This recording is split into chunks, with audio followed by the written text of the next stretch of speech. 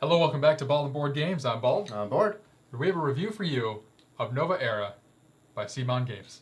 Come on. Come on, games. Come on, games. Yeah, so like usual, if you've been here following us on YouTube, we do review videos based on 5 categories: storage, the rule book, the design of everything, components, and obviously then the gameplay itself. So we'll go through. Bald and I will both give individual ratings on a 5-point rating system. Every half point counts. We'll then combine them and give the Bald and Board Games rating, so you'll know where Nova Era falls in its playability. Yeah, and our spectrum of certifications. It's true. The scale we're rating on is out of 5, just so you guys know. We are going to go over our 5 categories as well. The storage. I just went over that. Did you say the storage rulebook? Yeah. I said it all. I didn't hear that at all. Yeah. I wasn't paying attention. Okay, Gotcha. cool. Not paying attention. I was looking at my own scores, thinking, you heard the boy. All right. Well, why don't you start it off with storage, Sure. that you know what you're doing.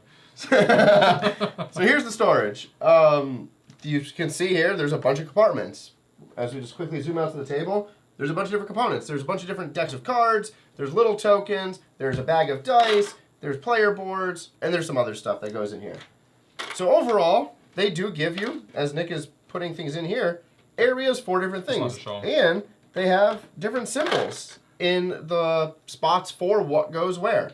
So they did take that little bit extra effort to be like, hey, these spots are for these things.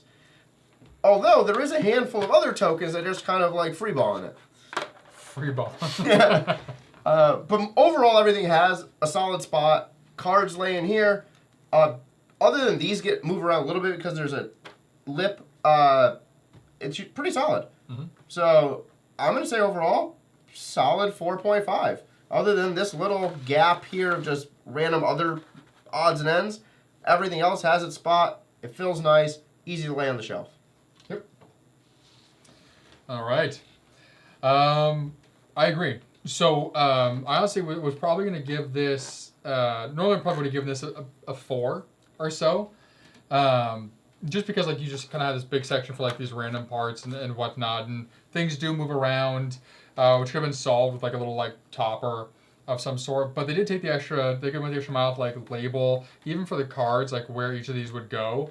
And the cards fit in nice and snug. You have this here, which is kind of a nice touch, which the O in Nova is actually the spot to put those circular things. That's fun. And then, yeah, all these going into their own little sections. So there's really much more to say about the storage.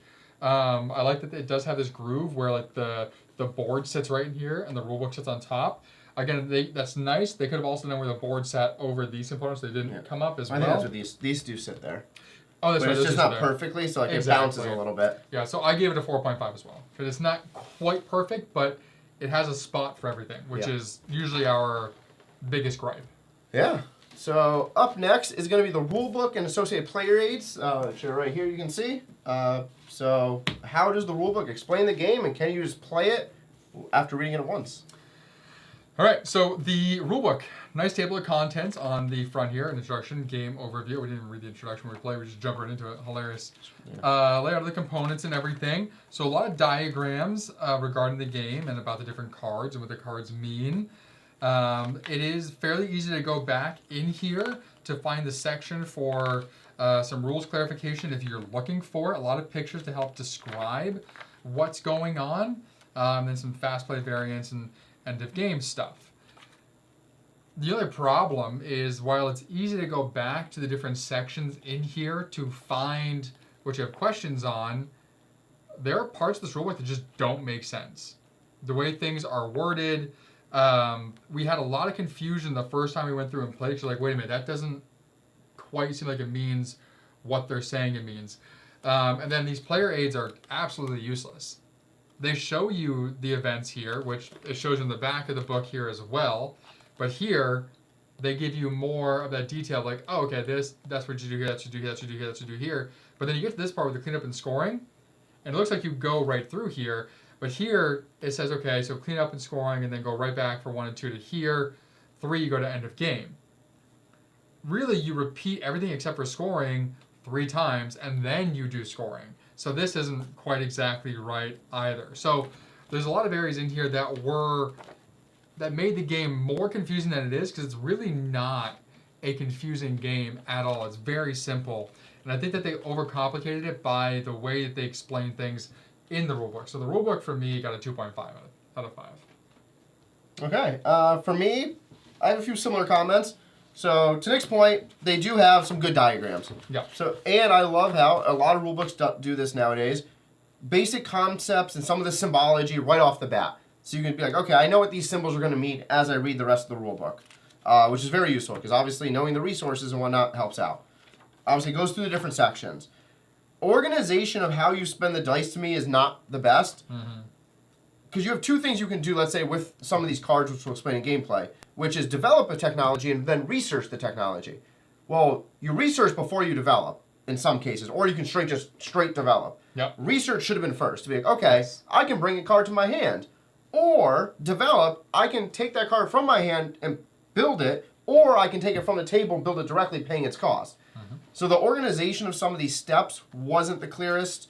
Yeah. Create confusion for us. So we literally got through. Research is the last thing it says. Yeah, research So is like one of we the read last development, things. all the other things you can do with spending dice, and then it said research. We're like, wait a minute, didn't we already go over that? Yeah. For the back here, exactly the same point Nick has, where scoring, based on the era track on the main board here, happens at the end of the era only. So you go through 1 through 7, and then you go back to 1, and do this 3 times, then you go to scoring. And then you, for eras 1 and 2, repeat all this 3 times, and then end a game at the end of the game. On top of that, Nick's point 2, little player aid. Player aid, game icon, shows a bunch of icons. Cool. That's useful. I enjoy that. On the back, has a very simplified version of this. On the back, I want 2 things if I'm playing this game. I want 3 things. I want to know, 1, what are the steps of the turn, which it does show. Okay, cool. 2, I want to know what my actions are. That is how to spend the dice. That is not on here at all. Yep. So to know all of these things on how to spend dice doesn't exist on the player aid. And then the third thing is like end game scoring. Nowhere on the back here, easily identified, or up on the player board there, does it tell you what endgame scoring is. You have to go into the book to find endgame scoring. To know, oh, we get it for each card we have, or each column of cards we have, not even just each card, and a bunch of other things. So I agree, dead even, 2.5. One more point on the player aid. This isn't needed. You don't need this side that gives you the icons. That is something that you have on the back of the book. True. Because the icons, which is a good thing, are simple enough where they're easy and quick to learn. Yeah, the first 3 are the only ones needed on this, I think. Not even like instant. Or they could be on instant here. is obvious. That's the universal symbol for instant. Production you learn real quick, and objective scoring also obvious. It's just a lot victory bad, points, yeah. and then unrest, personality, point. resources It's are on all on there. Colored dice. Why do you have a picture? Like obviously, Yeah, like that's where you could have put the stuff that you wanted was on this side of the card. true. Yeah. All right. So now we have components. And so components are what everything is made out of, from the card material to the pieces material to the board material, everything is made out of, not what they look like. That'll be design, which will come next. What do you think about the components? Yeah, so The major, dice, the bag, all yeah, that yeah. stuff. So major components here, obviously there's a lot of cards. So you have your technology cards where you're laying out 16 in a 2-player game. You have your personality cards, you're laying out 4 of these in a 2-player game. So obviously you're shuffling these, you're laying them out, you're grabbing them, you're moving them around. Cards as a component, these are fairly solid playing cards. They shuffle nicely. They haven't really got dinged up that I've noticed in our 4 games we've played. No, not yet. They're not amazing cards, but they're better than some we've seen recently. Everything else, though, is cardboard, pretty much, other than the dice. Dice are cool. They're just different color. They're basic dice. They're just 5 different colors. But everything else here is cardboard. So these tokens, cardboard. Player tokens, cardboard. All the resources, cardboard. And to me, I don't know. We didn't kickstart this, right? We got this separately? No, this wasn't a Kickstarter. This is just straight up bought. Yeah. So something I've been thinking of recently with the reviews is, 1, cost to what the components are, but also, Yeah, it wasn't that expensive. also like, was there a deluxe version available? Where all of these resources could have been, if they were deluxe components, nice, fun deluxe components. Like little wooden knives, little metal coins, whatever the other stuff is, the welfare thing, and knowledge. The welfare. Oh, that's houses. his welfare, yeah. It's hilarious. I never realized that. So the fact that it's all just cardboard components, and it's not even like, and I'll zoom in my player board here. It's punch board. It's not even like just basic punch board. It's like they just made a picture and just put a white background around there. Oh, that's kind of close enough of a cut out job that that's what it's going to be. Like, there's just so much white on here. It's like you could have easily made the punch out exactly the token. They didn't even do that. They just made like a white, almost circular border, or square border on a lot of these. So it just looks half-assed. The main board and the player board, solid. Player board has that dual layering where you can like lay your cards out and then lay your resources in here. The main game board is a solid, thick material, folds up nicely. So I think they did a few things well enough. The cards are decent. They're not great, but they're decent. The board's solid, but all the component or all the resource tokens and everything are just the cheapest option they could have done. So I give components a 2.5. All right. Yeah. So for components, it's a lot of punch board stuff. You know, it's I think I mean, if you want to check Amazon real quick here for the price point, but I think this was around 60. I don't remember exactly.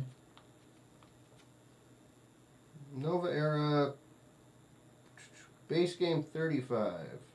35, so $40. And then someone's selling it for 78. Okay, so between 40 to 50. Yeah. Or so. So that's obviously part of the reason why everything is cheap. Price point's cheap. They have made it cheap to keep the components cheap. But you feel that. You know, the punch board feels cheap, looks cheap. The resources, again, they're clearly, they put the image on a big, layout and said, okay, how many can we fit onto one punch board to have them punched out? The cards are also super cheap. These are those cards that if they get bent at all, they're going to stay bent. They're a little thicker than some other cards, so they definitely hold their shape a bit. But they are that type of card where eventually they're going to start to split on the side. They don't have a linen finish to them. So that is going to happen at some point if you have somebody who shuffles this really roughly.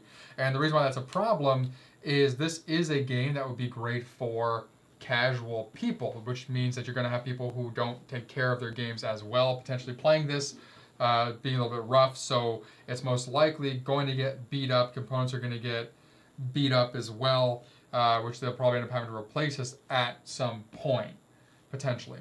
The dice are regular dice. They're colored. The bag is super cheap as well.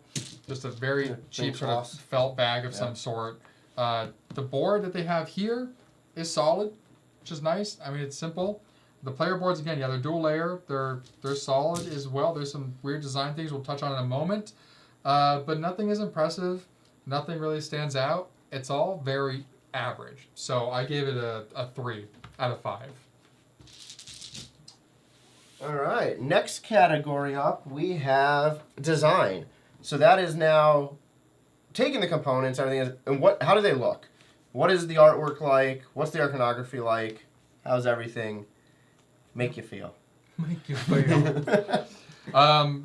Design, I think, is, other than storage, obviously, is the strongest thing that this has going for it, mainly because of the artwork on the cards. That is where this thing shines. The artwork on the cards here, it's on me, perfect, is magnificent. So you have your personalities, or the actual characters, and they look like video game-esque designs in a weird way, like almost like an old school, if you had like a 8-bit like RuneScape kind of sort of cutscene, but some of them are also just very like animated almost. Like this here, cartography looks very animated in how it's drawn. Everything is very different, very interesting to look at, and that is the saving grace because everything else is boring as fuck. This board is so blah, so boring. Like, at least for the riots, the invasions, the decline, the regression, for those tracks that correspond to knowledge, to economic, to military, to warfare, give us some imagery. Like, you literally just gave us a board that is tracks. Like, we could have done this with a piece of paper. Like, it doesn't have to even be included. There would have been negative points if you made us do that, so don't do that. But this is just like, okay, how do we give them all these tracks to track stuff on? It's not interesting. I hate this. The player boards themselves, I like the organization. I do like the dual layer, like put the card here, and then you can kind of stack them down. The spot for the dice, sure, it's a spot to hold your dice. It's not necessarily needed, but it helps you remind which ones you use and which ones you haven't. My issue with the board is this weird unrest track. There's these weird notches that don't need to be there. Like, okay, are they meant? Maybe they're meant to hold this as you're going through, but like, why? Because here it gets stuck. Like, I don't understand why those notches are there. It just doesn't make sense, and it looks dumb. It looks like the board is melting. It's not even like a progressive melting. Like, okay, things are getting more and more unruly. It's just, it looks like this little flag is traveling through a cave for some dumb reason. But the iconography is very clear, which is good, which is also the saving grace for the rule book that can be confusing. The resources all look different, which is great. They're very clear when you see a card, what things mean. The iconography on the board as well, very clear what to do. Flip a card on the board or throw a different card into the past. Easy to understand. On the cards, they have the certain technologies that you will be getting rid of that become obsolete. Again, they have the name and then they have the color and a down arrow. On the bottom of some of these cards, like you see in cartography, they have the name and an up arrow with the color. Great design. Putting the color in there to correspond, it's easy to locate where it is in your pile of cards. So, despite my grievances with how boring the main board is and how weird the unrest track is, I gave this a 4.5 because everything else regarding the cards is just so interesting to look at. Yeah, so 100% agree with the cards. All of them look cool. They all have their own thing about them based on what they are. Mm-hmm. So optics, urbanization, illuminism here, all of them look kind of interesting. I also kind of like how it's almost based on the era. So I have academics from era 2. It doesn't look like a college today. It looks like people studying back then. Yep. So I do like how era 3 looks more modern. Era 1 and 2 look more ancient as the civilization has progressed. So I do like that, and that's a major aspect of this game. I do agree. This player board serves its purpose, but it's not great. Again, you can kind of see here, the military is just they drew a line here. Oh, there's the military section. You put your cards on top, put your resources there. Yep. So the design look of this is just not fun looking. Very basic. Dice go here, that whole unrest track. I agree with the notches. That's what screwed me up on Tuesday. I was like, yeah, how is this working? Yeah, it made him tweak out. Yeah, I'm like, this makes no sense. Because, like, this token's also fits almost perfectly in some of these. It's like, why is it that large? Just make a smaller token that fits in there. I don't know. Wasn't a fan. This board I agree with. That was one of my first thoughts when I thought of my ratings is this is a very dull board. Yeah. Like, one, the color. Like, you can't go over 40 points because there's no, like, plus thing on the back of these, which we had a game where Nick happened to score over 40 points. Yeah. And it's not that hard on the back of this token to say plus 40. Yep. And that should have happened in playtesting. You can go over 40, but you're up here and then, like, it's just, it should compensate. Yeah. Exactly. For the tracks, there's, so blah. It's, and I kind of understand why they did, like, a scroll almost. Like, they're or a banner, like an unraveling thing. Mm-hmm. It kind of makes sense. But, just not a good vibe to, like, and it takes up a lot of space in the middle of the table. It looks like it was designed in Excel or clip art. Yeah.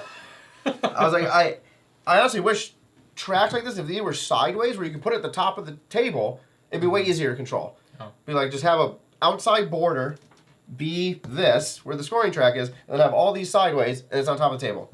Because as you can see here, with our zoomed out view, this is taking up a good 2 feet.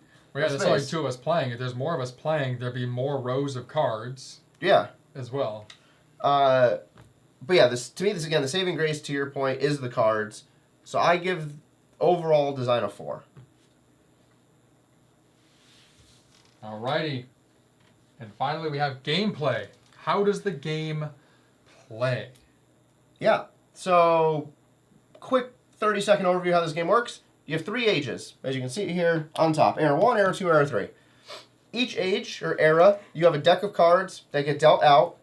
Player count matters based on how many cards get dealt out. Then you have personality cards that get dealt out as well, based on how many players you have is how many cards get dealt out. As you progress, you utilize your dice results. So you're going to have some dice down here. You utilize a die. So I have a yellow 6. This here has a yellow 8. I need to spend 6 plus 2 yellow resources to make 8 to be able to get this card and put it into my territory. Or I can just spend any die and then put this right in my hand, and then, which is researching, and then bring it out later. So I do enjoy the fact that there's multiple options on your turn. So you can research and just take a card, either hate draft it against your opponent, or take it because you don't have the resources right now, but you want it for later. You have the option to gather resources by spending a die of the equivalent color and gaining that die's value worth of resources. You have the ability to move your unrest track down a little bit, and then you have the ability to buy these different personalities, which all come with fun different benefits.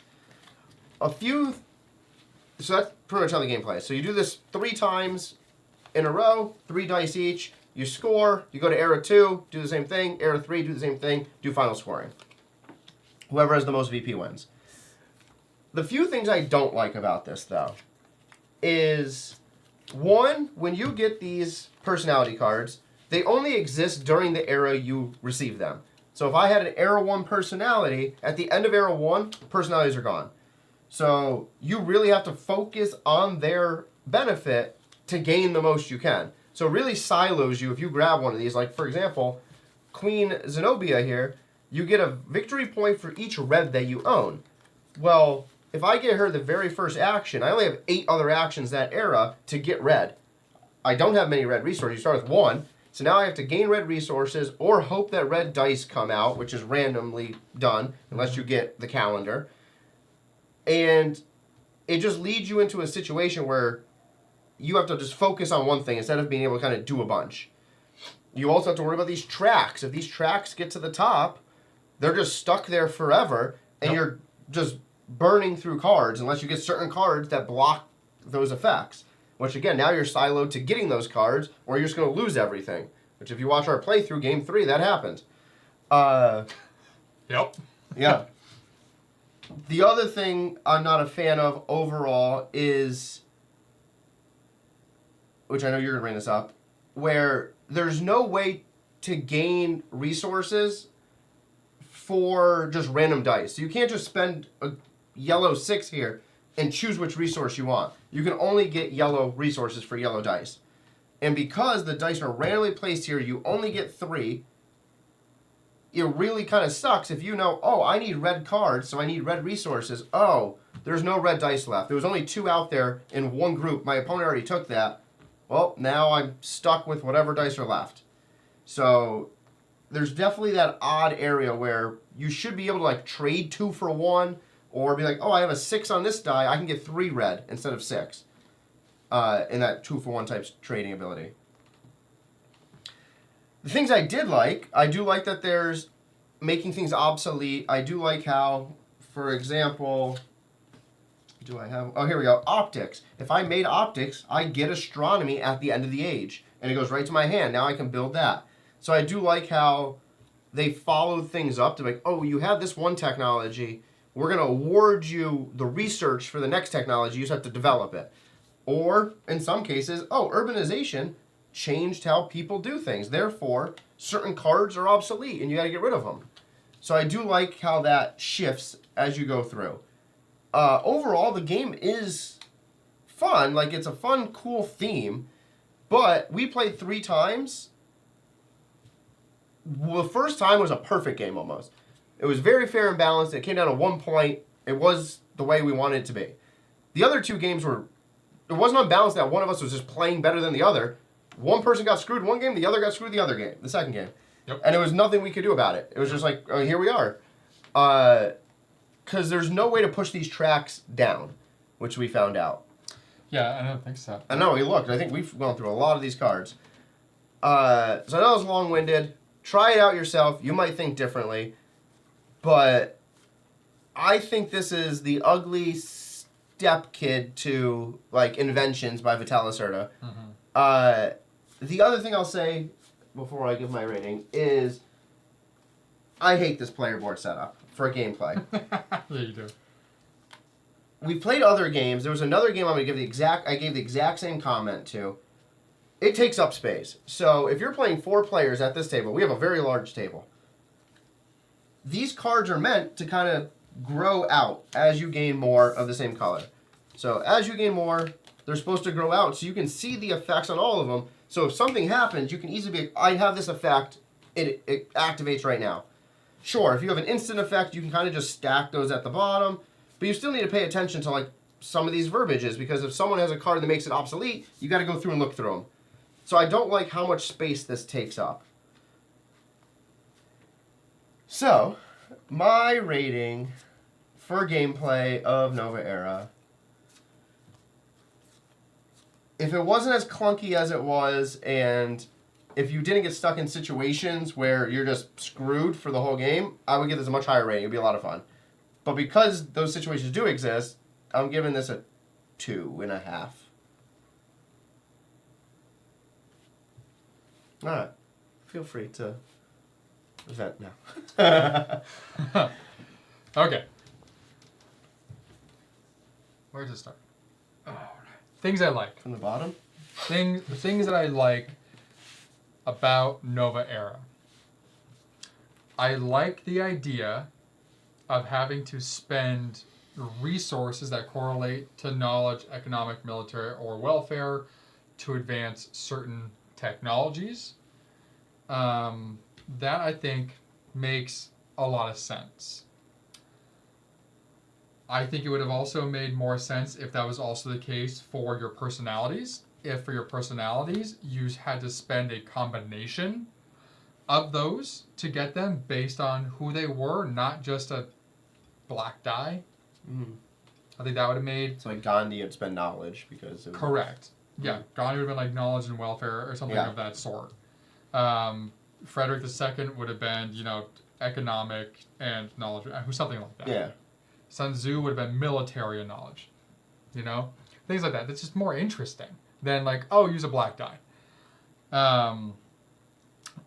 I like that the cards upgrade. And that, if you, like you said, if you have one, it'll lead to the next. That was something that we did enjoy in Inventions, that happened.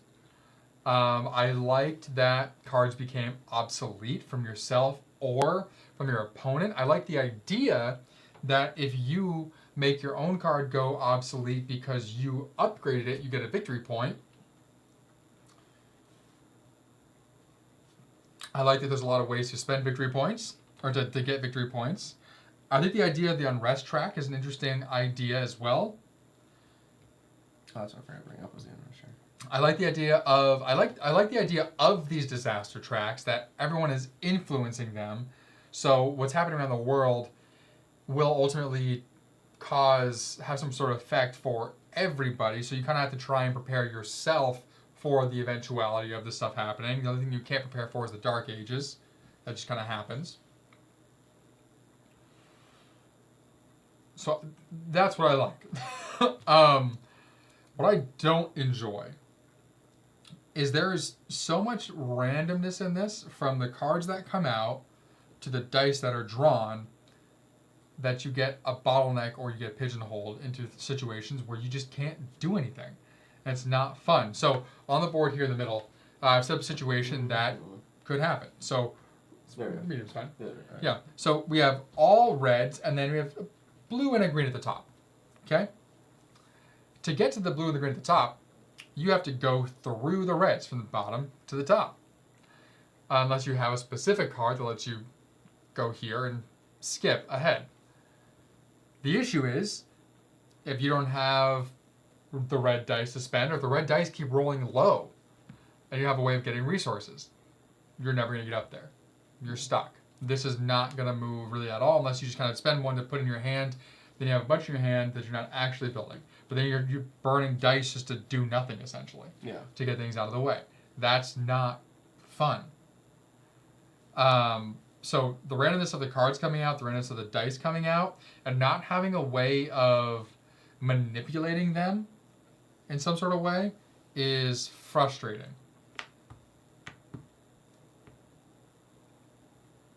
The specificity of some cards as well, stating, so like Moses, on his card it says, if you have religion, you'll get 2 victory points during the scoring phase. Religion doesn't come out, he's useless. Like, absolutely useless. You can't, like, it doesn't matter. So that's annoying as well. And then to piggyback off what you said with the personalities, the fact that you get them, I understand why they die at the end of an age, because it's literally like another age, another civilization that's coming through. It makes sense, but getting them should provide more of a benefit. It should be made to where you really can only get one of them, and they give you a big enough bonus. So make it so they cost multiple resources, so you have to really sacrifice to get the one, but make it worth it to get the one. Then that would make it worth it to take my time to, because I tried in the last game, I was like, you know what, let me get these 3 that can combo with the 2 cards I have in my hand. It worked great for Era 1. It only worked great for that moment. It got me the 6 victory points, but then I was screwed the rest of the game. Yeah. Because I had no resources. And then after Era 1, everything goes up in price so much, it's almost impossible to get any card. And to get resources, you really have to get cards to get them, unless you burn dice to get them. And if you burn dice to get them, you can't get cards, which then just puts you in that same cycle. It's like someone who keeps going to a loan shark to get a loan. They pay off that loan eventually, but then they're so in debt from paying off that loan, they have to get another one with them, and it's just a vicious cycle that happens over and over again. It's not fun. So unless you play this perfectly, you quickly are going to end up in the hole. And someone's going to end up so far ahead, you get to the point where you're like, why are we even still playing? Yeah. Like, there's no way I'm going to win. And it ruins everything that is there, all of the fun aspect. My last gripe that I have is the resource portion of it, to where, so you can spend a die. So you have a yellow 4, perfect. Yellow 4, you can spend this and get 4 of these yellow economic resources. That is the only way, besides a card, that you can get yellow economic resources. So if those dice don't come out when rolling, you're screwed. There should be another way to get resources. The black dice that are used for these guys need more to go with it. So you should be able to use the black dice potentially to get any resource. Or you should be able to use any die to get any resource, but if the die is not a specific color, you get half of the die's value rounded down to get your resource. Something to allow you to generate resources, again, to make it worth it, to make it fun. Honestly, the game feels like they had an idea based on what was done for inventions, but they're like, oh, let's do it differently and try to make it more simple. But in doing that, it feels rushed. It feels like it was just thrown out there, and they're relying on how cool it looked and the idea to push people along, which was the thing that got me to buy it. Yeah, I don't think I have anything else. The number. I think that's it. I know, I'm trying to think if there's anything else to throw on there. So, while fun, if played the right way and if things go right for you, it is fun. If cards come out, if the dice come out, this track creates suspense. If you can really play it that way, and it really is up to what is given to you, then it's a lot of fun. If that's not the case, it's not fun at all. So it got a 2.5 for me also. Yeah. Yep. One last comment I'll say, I just thought of this after, because you wrote the Dark Age, like, oh, cool Dark Age. What would logically make sense, because I play Civilization, which has aspects of this in it, the video game, is if you have a Dark Age track, you need a Golden Age track.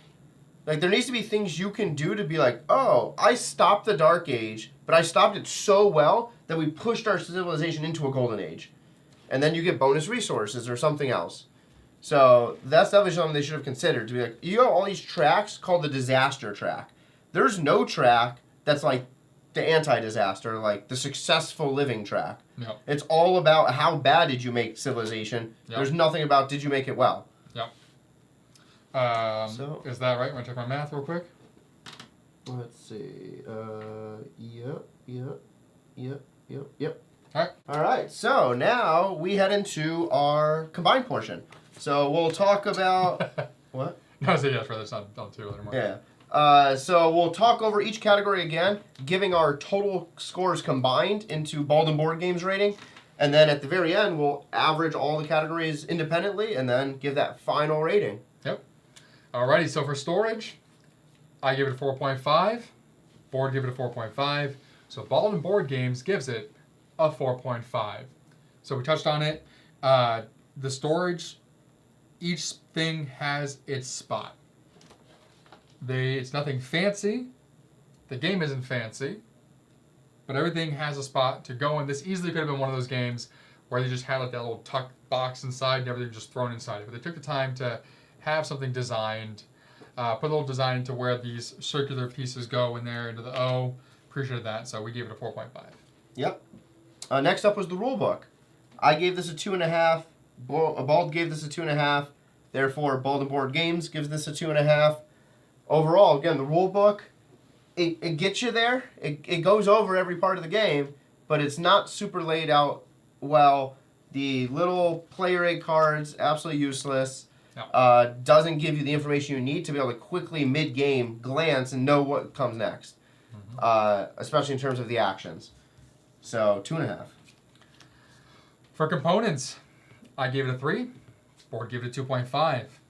That means Bald and Board Games gives it a 2.5. We do round down. If you do not make it to the next half or whole, we do round down to the lowest score, which is why it's at that 2.5. Yeah, the components are very average, and the 2.5 shows that they are underwhelming. The cards are cheap, a little bit sturdier than most, but they are cheap. The components are cheap. In general, based on the price point, the game is cheap. Design. Bald gave this a 4.5. I gave this a 4. Therefore, again, it doesn't round up. It holds that point at a 4. Design was where it kind of held its own. A lot of fun artwork. They put some time and effort into that. Made it fun looking and interesting as you were going through the different ages. But again, there's still some gaps with the player boards and the game board where it's just blah. Yep. Alrighty. And finally, for gameplay, I give it a 2.5. Board gave it a 2.5. So Bald and Board Games gives gameplay a 2.5. Again, a lot of potential, but unfortunately, there's more tragedy here, to where the randomness can create situations where you can't get out of it, and it makes the game not fun. It makes you not want to play, and there's no way to change that mid-game, and that's the problem. Yep. And then finally, our rounded scores together. So all 5 categories on the 5-point scale. My final score as board is a 3 out of 5 for Nova Era. My final score is a 3 out of 5 for Nova Era. So therefore, combined, Bald and Board Games official score across our review for Nova Era by Come On Games is a 3. Which does what? It makes it, I think, our first official with the new rating score, our first just okay game. It is, it's by no means a bad game whatsoever. It is definitely a game that I think will appeal more to casual gamers who can kind of just play it and just kind of enjoy the artwork and everything going on, get them into it. Definitely an entry-level sort of game. Definitely some parents can play with their 8, 10, 12, 14-year-olds, teach them some history by showing them some of these cards.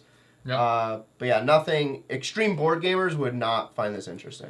No, stay away. If you're an avid board gamer, get Inventions by Vital Lacerda. It is the highly superior game, almost the same when it comes to developing technologies and then those going further. It's even down to the era movement as well. Yeah, or if you want because Inventions, again, phenomenal game. Yeah. Check out that review, 100% great game. If you want a nice simple version of Inventions, but that's also better than this, Seven Wonders.